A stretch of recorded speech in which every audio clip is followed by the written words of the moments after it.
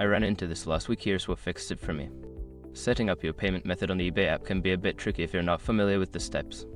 Here is a straightforward guide to help you through the process. Step 1. Open the eBay app. Launch the eBay app on your mobile device. Make sure you are logged into your account. Step 2. Access account settings.